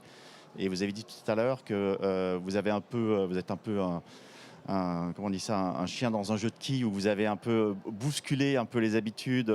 Et vous n'êtes pas forcément la bienvenue dans ce domaine assez fermé, alors que vous allez justement, enfin vous êtes même assez précurseur dans cette approche-là. Donc en quoi vous êtes finalement mise un peu, je ne vais pas dire de côté, mais en quoi vous avez bousculé les marques bien en place ? Alors, je vais contredire un tout petit peu ce que vous avez dit, mais encore aujourd'hui, il y a un certain nombre effectivement de chartes, de bonnes intentions et d'engagements éthiques qui ont été écrites il y a quelques années déjà par les grandes maisons de joaillerie, qui sont où il y a certains conseils comme le RJC, mais qui sont des organismes presque internes, auto-créés par les marques historiques, et dans lesquels en fait il n'y a pas énormément. Il y a du progrès qui est fait ces dernières années au sein de RJC, notamment sur la traçabilité. On remonte un petit peu plus loin qu'avant avec le COC, mais ça date d'il y a 2 ans, et encore on ne remonte pas jusqu'à la mine. C'est beaucoup. Toutes ces chartes-là, c'est beaucoup des engagements de diligence, de bonnes intentions, de questionner les fournisseurs et de demander aux fournisseurs de s'engager à eux-mêmes questionner leur... On est quand même sur un marché qui est extrêmement intermédiaire sur le sourcing des matières premières, mais également sur la fabrication. Il y a parfois plusieurs ateliers qui interviennent sur la fabrication d'un bijou, et c'est l'atelier initial qui achète l'or ou qui achète même les pierres précieuses, et sans avoir mis en place toute cette traçabilité sur toute la chaîne. Donc en fait, en réalité, que ce soit sur, par exemple, si on parle du sourcing de l'or ou des diamants, qui sont un peu les 2 sujets sur lesquels nous, on agit aujourd'hui. Sur le sourcing de l'or, la traçabilité, c'est un peu faux de dire ça, elle n'existe pas. L'or est fondu à plusieurs reprises en quantité, par tonnes, par des fondeurs, par des affineurs, par des grands groupes. Et c'est ce qui a été... Et là, c'est comme tout liquide, en fait. Il n'y a pas une unité, donc on perd cette traçabilité à partir du moment où il y a une fonte. Il faut comprendre que quand on fabrique un bijou, on fond l'or à peu près 5 fois, et on a besoin d'à peu près 5 fois le poids d'or du bijou final dans le process de fabrication. On imagine bien que, par exemple, une bague de 10 grammes, j'ai besoin d'injecter 50 grammes d'or dans mon processus de fonte pour, à la fin, avoir une bague qui pèse 10 grammes. On imagine bien que les 40 grammes restants, ce n'est pas du déchet. Ils sont réinjectés tout de suite. Ils sont réaffinés, nettoyés, réalliés. Ils sont réinjectés tout de suite dans le process. Et donc, il y a dans le système de production énormément de circularité comme ça. Et c'est ce qui fait que c'est extrêmement compliqué, parce qu'on n'est pas sur l'unité, d'avoir une traçabilité de la matière. Donc, on dit dans notre secteur que 80% de l'or utilisé en joaillerie est recyclé. C'est vrai, mais de l'or qui sort d'une mine industrielle peut être recyclé au bout de 2 semaines, ou 1 mois, parce qu'il est fondu à un certain nombre de reprises dans le processus de production. Et ça, cette traçabilité-là, et RJC était les premiers à le reconnaître, ils ne la suivent pas. Eux, ils remontent à une fonte. Donc bon, ça, quand on est arrivé il y a 10 ans, donc il y a des progrès qui sont faits. Je ne dis pas qu'il y a un programme, une chain of custody dans RJC qui va beaucoup plus loin aujourd'hui, qui est pas encore aussi, qui remonte pas jusqu'à, qui permet pas de dire vraiment cet or recyclé, par exemple, il vient de bijoux ou de produits qui ont déjà eu une première vie, de déchets électroniques, mais qui mélange quand même les produits qui ont déjà eu une première vie et tous les déchets de fonte. Donc ça, c'est quand même problématique, mais il remonte un peu plus loin qu'auparavant. Et en tout cas, il y a des groupes, ils travaillent sur le fait d'améliorer ces pratiques. Néanmoins, c'est encore assez limité. Nous, quand on a démarré il y a 10 ans, ça n'existait pas du tout, cette démarche-là et cette réflexion-là. Et nous, notre engagement et notre impact, il est aussi très social. Il est vraiment sur le soutien du programme Fairmind, qui transforme la réalité de ce qui se passe dans les mines. Donc c'est plus que mettre en place la traçabilité, qui était hyper importante et qui a été le gros challenge. Mais ça va vraiment plus loin que ça. C'est de se dire, il y a 100 millions il y a 20 millions de mineurs artisanaux d'or dans le monde. 100 millions quand on compte les familles directes qui travaillent autour de la mine. Et c'est 100 millions de personnes qui vivent dans des conditions dramatiques. Et que ces conditions-là, 60 ou 70% de la mine artisanale est illégale. Donc il ne s'agit même pas de dire on va interdire ces pratiques. Elles sont en majorité interdites. On en a en France. Il y a une grosse partie de cet impact qui est en Guyane. C'est assez catastrophique ce qui se passe dans la forêt amazonienne de Guyane. Et ça, c'est une réalité terrain qui pose des gros problèmes environnementaux et des gros problèmes humains et sociaux et de trafic de personnes. Et donc, Fairmind va plus loin que juste se dire on va mettre la traçabilité. C'est comment on formalise, on encadre, on encadre cette mine artisanale pour ne pas la laisser de côté et les laisser continuer à faire ces dégâts-là.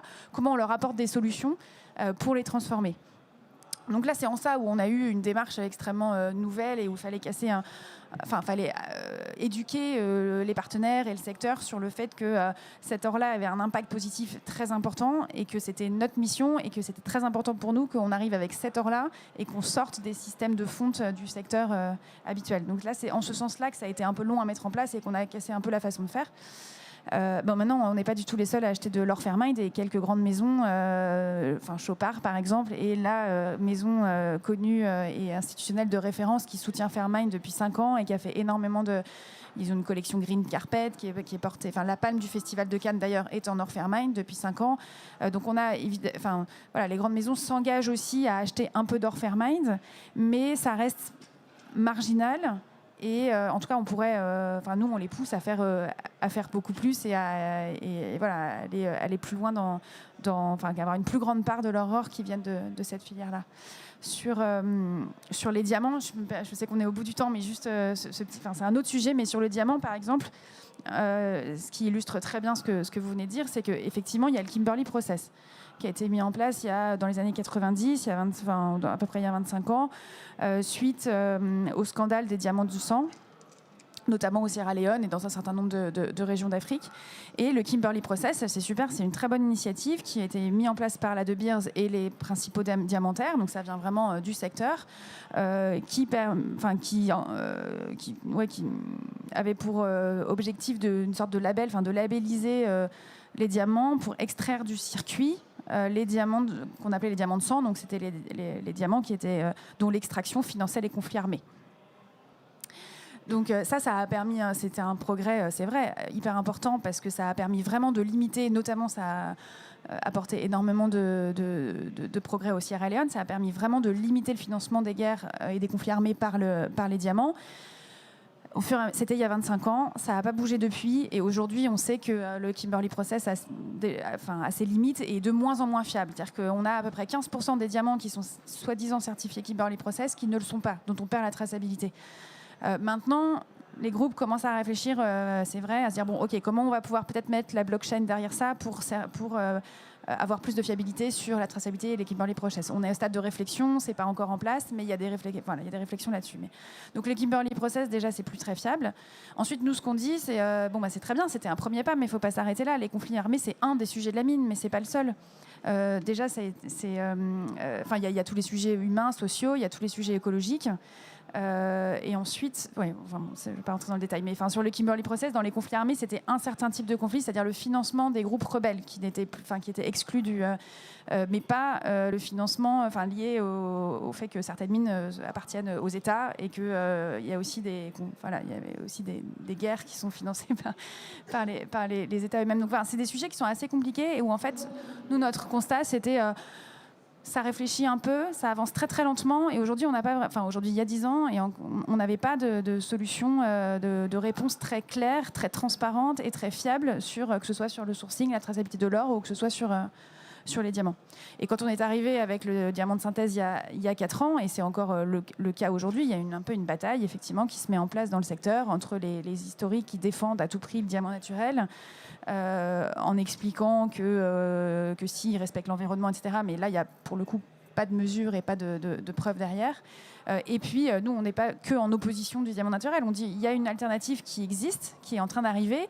C'est une belle histoire, on la valorise. Et aujourd'hui, elle nous apporte plus de garanties. Et on essaye de faire une place sur le marché pour ce diamant-là, qui est un nouveau produit qui vient côtoyer le diamant un peu historique. Et c'est vrai qu'on met ça en avant, et sur lequel, en tout cas, on a 100% de traçabilité. On mesure notre impact environnemental. Et en plus, on porte un discours qui est, par l'innovation, on peut peut-être renverser les statu quo. Donc, voilà, c'est en ce sens-là que je disais qu'on bouscule les façons de faire, mais on n'est pas toujours dans l'opposition. Ça ne veut pas dire que le secteur bouge. C'est vrai que c'est une question que tu nous avais demandé de préparer, auquel on n'a pas répondu. C'est comment on fait pour que les grandes entreprises elles-mêmes s'engagent et bougent. Plus on avance et plus on a aussi des acteurs comme nous qui prenons de la place dans l'espace de parole, plus aussi les grandes entreprises réfléchissent, avancent et bougent. Et ça, c'est très très bien. C'est très bien. Mais on va peut-être un petit cran plus loin aujourd'hui. Est-ce qu'il y a une dernière question ? On n'a plus le temps. Il y a Macron qui arrive. Écoutez, merci à tous et merci surtout à vous.